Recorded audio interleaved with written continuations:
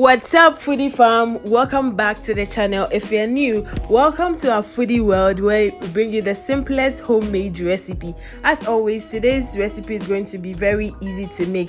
We are making Koobi Angwamo. Oya Bofosema, you would say salted tilapia braised rice. Anna. I think about a year ago, I made this recipe and posted it on Instagram, and this happened to be our most viral picture of all times on Instagram. It was featured on most food pages, and I tried googling Angwamo, and guess what? We found it on Google as well. So today I'm sharing the recipe with you guys. If you are interested, stay tuned and let's get right into it. But before we start the video, let's do a quick unboxing. Today's package is from PZ Enterprise. You can check them up on Instagram. So let's see what's in this lovely box. So it's supposed to be a very cute saucepan. So let's unbox and see what's inside. So this cute little surprise is from PZ Enterprise. You can check them up on Instagram, and you can also WhatsApp them. They source items from China, Dubai, Turkey, etc. So if you are interested, if you're a wholesaler, you should definitely talk to them because they have the cutest items from kitchen appliances to fabrics, etc. So you can check them up. I'll put their link and their number in the description box, so please try and check it out. And let's take a minute to admire this little saucepan. They are saying it's heat resistant, so we'll try cooking with it and see what's up. Our ingredients for today are some rice, tomatoes, salted tilapia or Koobi, which is the star of the show, some pepper, some onions, some eggs, some sausages, and some sardine. Use the pepper to your taste and preference, please. And as always, all ingredients used in this recipe is going to be in the description box, so please do check it out. Now we are going to try our new our new saucepan. We are going to boil our tilapia in the saucepan. But who boils tilapia in a new saucepan though, as cute as this? You can only find this on Food Stories. While the tilapia is boiling, we'll start by grinding our pepper. Guys, ignore that cord over there.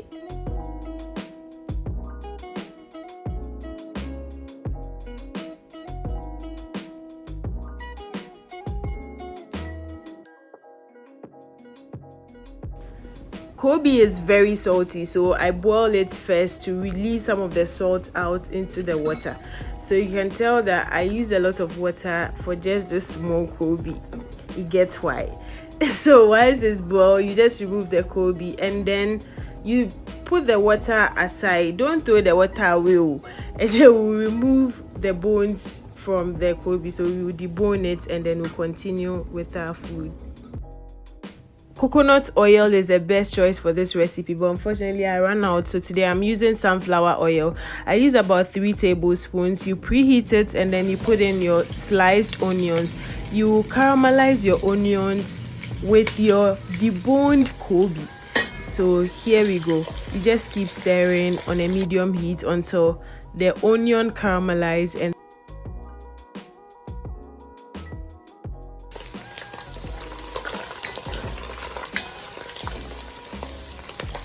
so at this point, we are going to add our rice, and then on a medium to high heat, we keep stirring the rice so the caramelized onion and Koobi mix up with it. Now, like ubechi and munim kakra for about 2 minutes before you add the water from the boiled Koobi. Again, that water is salty, as I stated earlier, so you be careful not to add salt until you taste and realize probably you need more salt before you do add salt. So I checked and the water was too small for my rice, so I added hot water. And then after adding the water, I stirred and checked for salt. I realized the salt I still needed a little bit of salt, so that's when I added salt. So you need to be careful here so you don't cook salty rice. I hope you get the vibe. So at this point, we are going to cover our rice to cook. this should take about 25 minutes.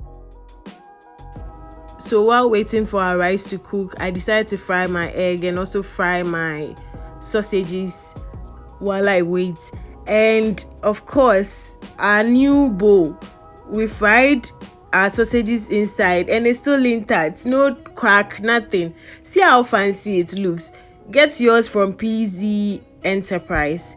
So after 25 minutes, this is how our rice is looking. I've reduced the heat now, and yeah, we are almost there. I'll cover it again for a few minutes and then it will be time to serve.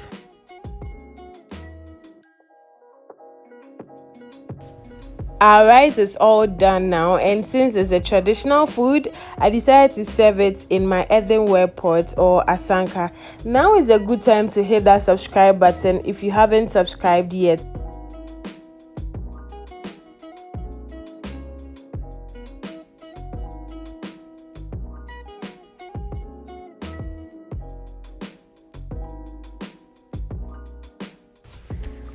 If you made it this far, thank you so much for watching, and I hope you try this recipe at home. And if you do try it, don't forget to leave a comment so I know how you feel about it. Thank you so much for watching, and today we bring you our comment of the day from Sardine Kitchen. I don't know if I pronounced it right, but you said, "Whoa, this turmeric rice looks wonderful. Thanks for sharing, dear, and I'm in your house now. Best wishes from Florida." Thank you so much, Sardine Kitchen, and welcome to our foodie family. You are welcome. Thank you for the love and support. If you want your comment to be featured, all you have to do is to subscribe and comment down below after watching our video. Thanks again for watching, and stay safe.